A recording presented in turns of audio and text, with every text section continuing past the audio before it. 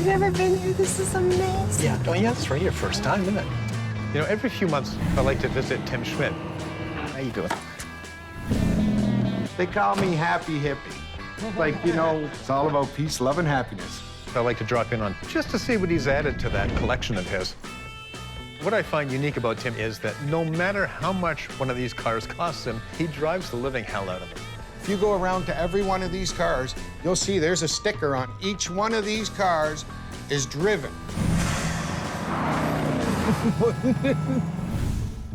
I can hardly wait for Tim to get this driveway repaved as a drag strip, which is his intention, I think.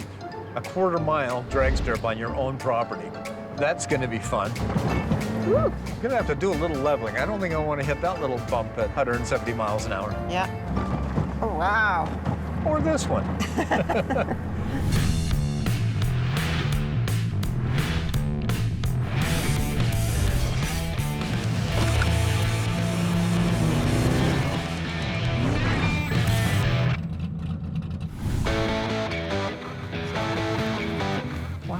The main event. So I ran into Tim Schmid a little while ago. Hello. Morning. Hello. And he invited me to come down and see some of his new toys because he's just bought a whack of new stuff. A few changes since the last time. This is my first time here at Tim's. Tim is a bit of a collector. A bit.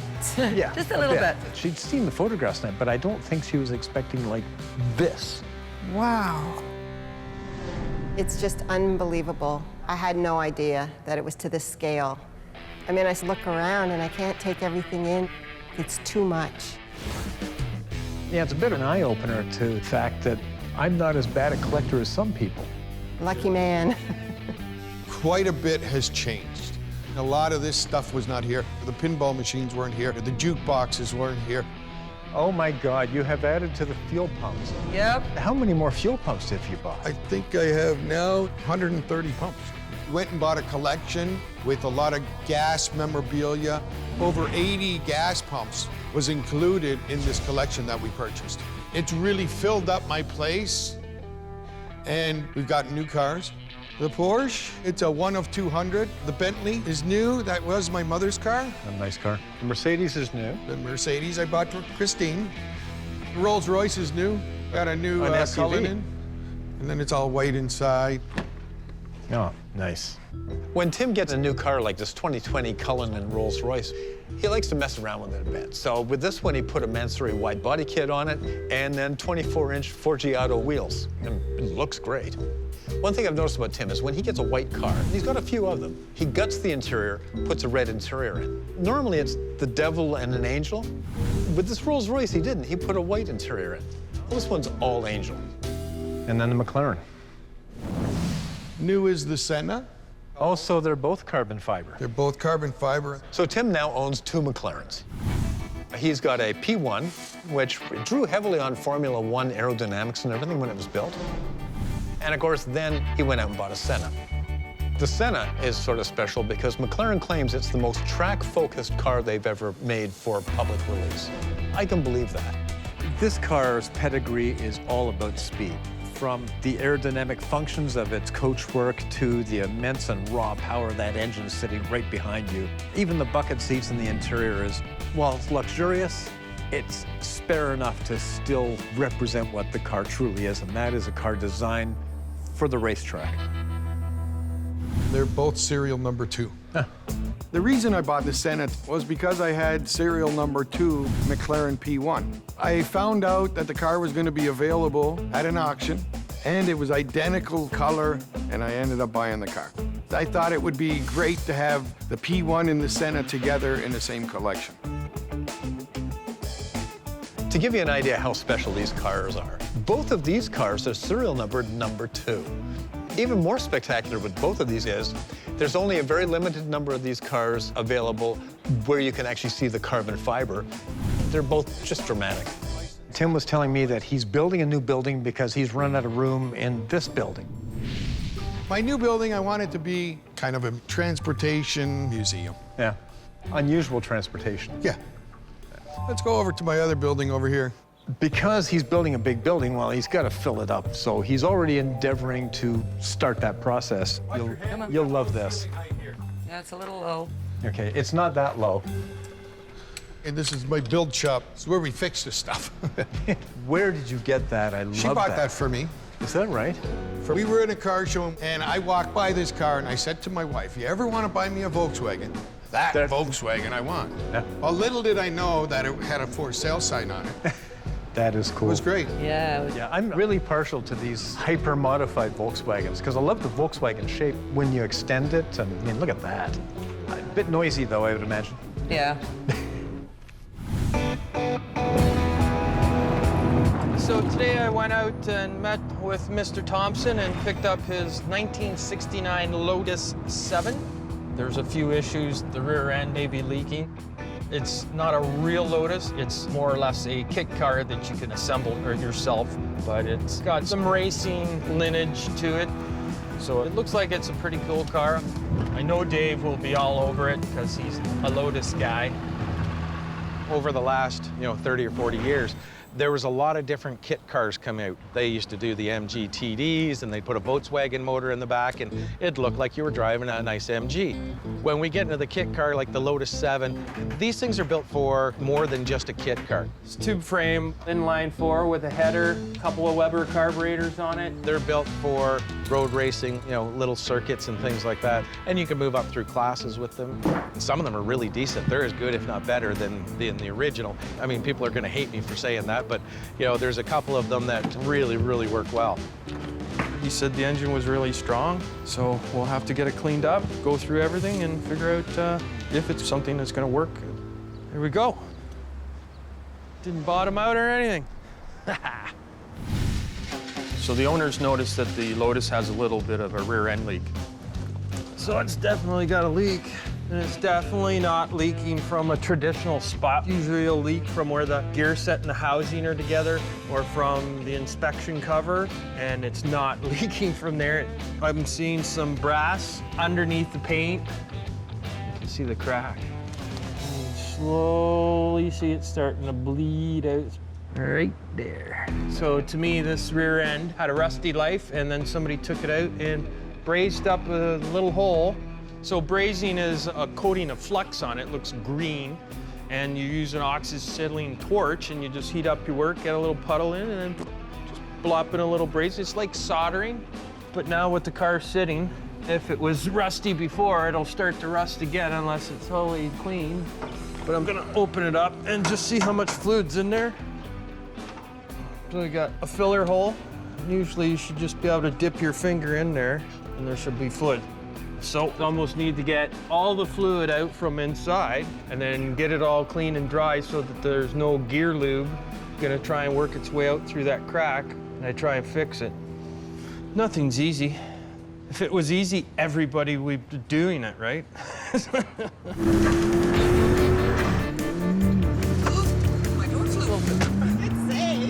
Like I knew it was gonna happen.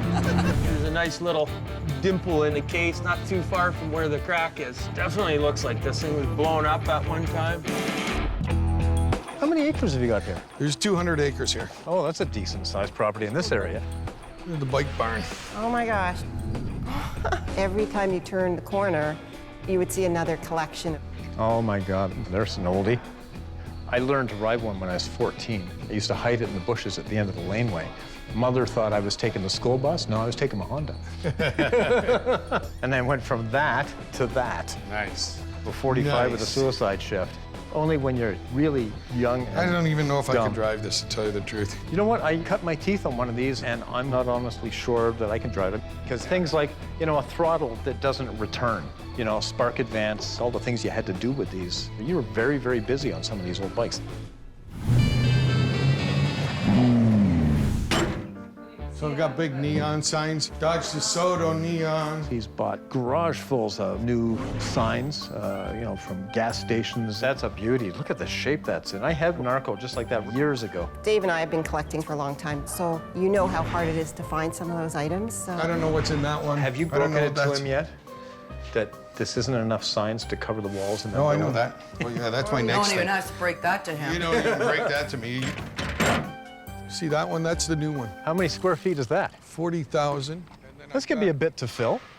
There's two big windows that go right in here. Yeah? Skylights, or is it going to be? Those skylights, I regret not putting any in. Well, it's Wasn't not even finished thinking yet. about it. This is 400 feet long, 100 feet wide. That's going to be exercise just getting down to the far cars. No. We're gonna have a golf cart over here. Lazy bastard. I am. Yeah. This is a hell of a building. You can put a track in here. I don't want to tell everybody what I'm doing in here. It's gonna be a surprise. So maybe you'll come back another time. Yeah. It's gonna be cool. Nice toy box. Exactly.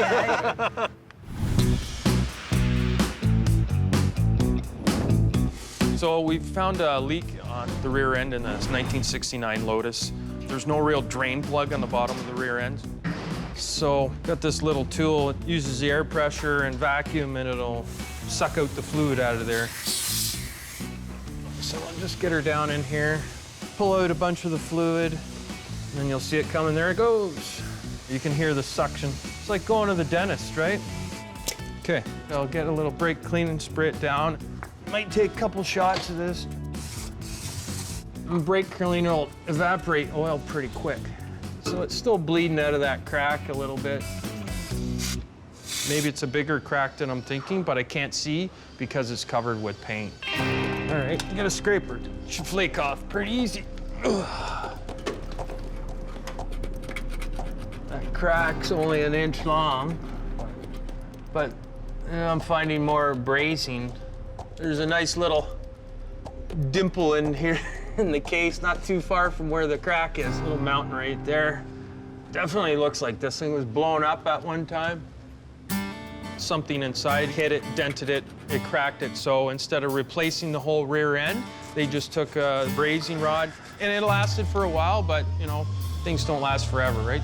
So, be a more extensive repair than you first think. I'll try either brazing it again or some modern 2-part epoxy substance that should fill that crack and seal it up. And hopefully it'll adhere really nice, because that fluid, it only needs a tiny little pinhole and it wants to work its way out. You know what? I think today, I'm gonna let them go for a ride. Ladies are going. The ladies are gonna go today. We'll put them in the McLaren P1. I'll just take the charger off. Oh, it's electric, is it? It's partial electric. Oh, is that right? Yeah. Well, that's a McLaren P1. This one has 904 horsepower.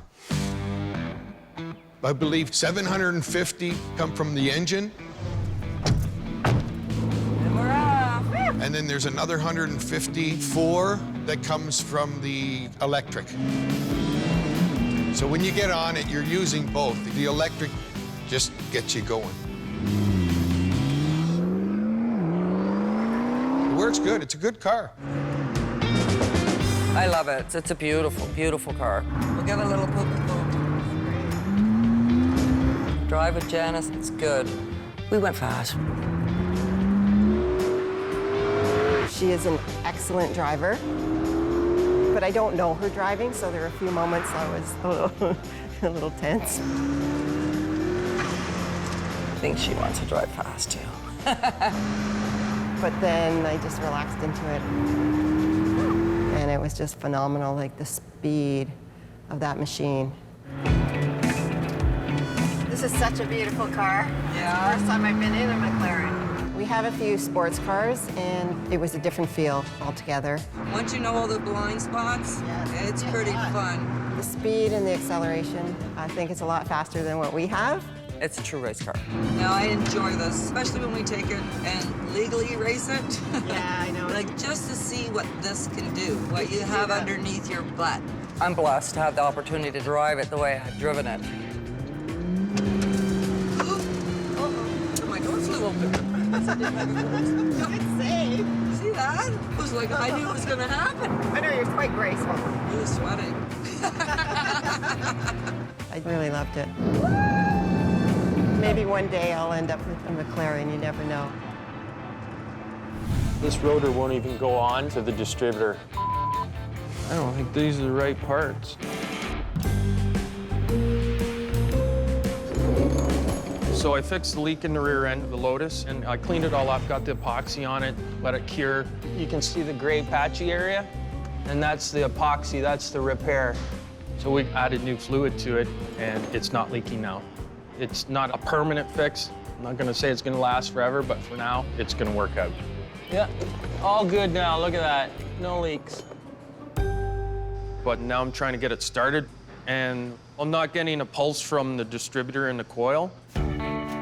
Like there's power into the coil, power out of the coil to the distributor, but it should break, and it was just staying on, so there's something going on with the points. There's a little rubbing block, they call it.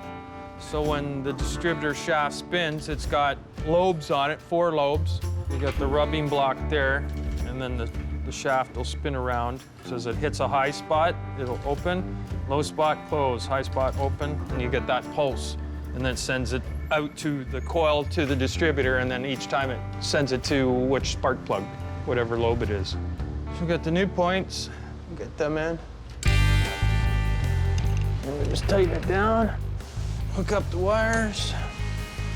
So now the points are set. All I need is can put the cap and the wires on and check for the pulse and make sure it's on and off.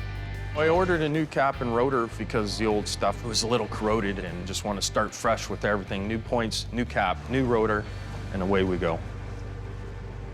I don't think these are the right parts. I got my new cap and rotor.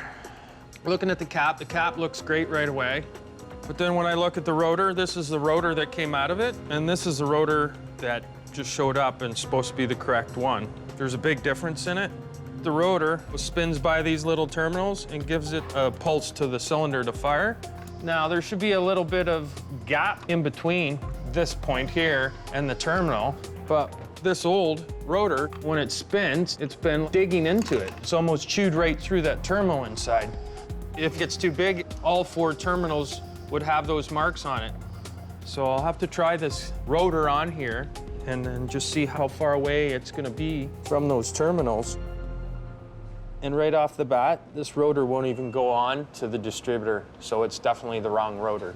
The cap looks right, but the space in here is considerably a lot smaller. This is not a real Lotus engine. This engine came in many different cars, Cortinas, Anglias, Ford Pintos. They put this in a lot. So it's essentially just a Pinto engine hopped up. It's kind of a mutt in here, but we just went to what the engine was, 1.6-liter inline-4 Ford engine, and that's what it calls for. So I don't know if it's been changed out or what, but there's something definitely different. So we'll have to find out why the rotor is wrong. So that's where we're at right now. You'd think I'd have gotten past this kind of death-defying stupidity, wouldn't you? Driving a roller skate into traffic. So the rotor came in for the 69 Lotus. I got the number off the distributor. Okay, just wiggle the cap back on, snaps. Okay, cool. So now we have the right rotor in there. We should be able to fire it up. A little bit of throttle, a little bit of choke.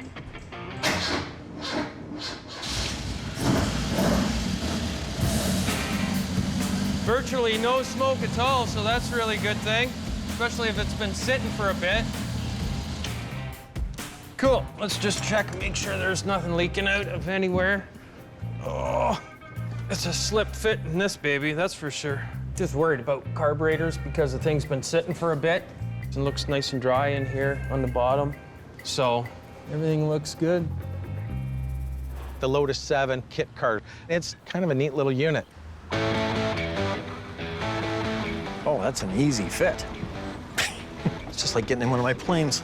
Not Dave's forte, he likes the originals, which I do too, but it looks like a hell of a blast to take her out for a run. You know, this isn't a Lotus 7. It looks like a Lotus 7 and it's badged as a Lotus, but it's not. It is a copy. Nothing better than learning as you go. Horn works. Oh, brakes are amazing. They slow it. Well, you'd think I'd have gotten past this kind of death-defying stupidity, wouldn't you? Driving a roller skate into traffic.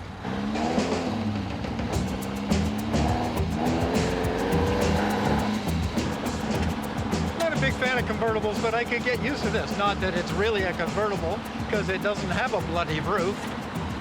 Oh, don't you dare pull out, because I ain't stopping. Well, I would. Underneath the van, I would stop. You know, the extraordinary thing about this is I have no idea how fast I'm going, but I feel like I'm in the middle of a death-defying pursuit, and yet the traffic is just blasting past me whilst I'm hanging onto this thing with bare knuckles. I haven't driven a car like this for years. This thing is extraordinarily twitchy. It's long, and it's narrow, and it has a little tiny steering wheel. When it hit bumps, it changes direction pretty dramatically, so don't hit bumps. There's a load of carrots up ahead, traveling behind a large tractor. And I'm catching up to the tractor. Well, I beat him handily.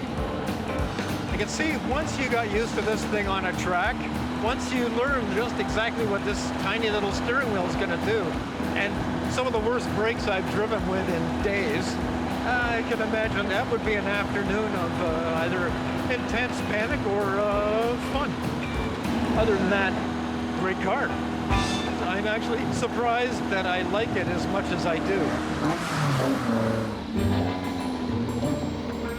Well, I managed to live through that. What was that? Oh. I think it blew a rad hose. Better here, where somebody else's problem, than out there where it was firstly my problem and then somebody else's problem.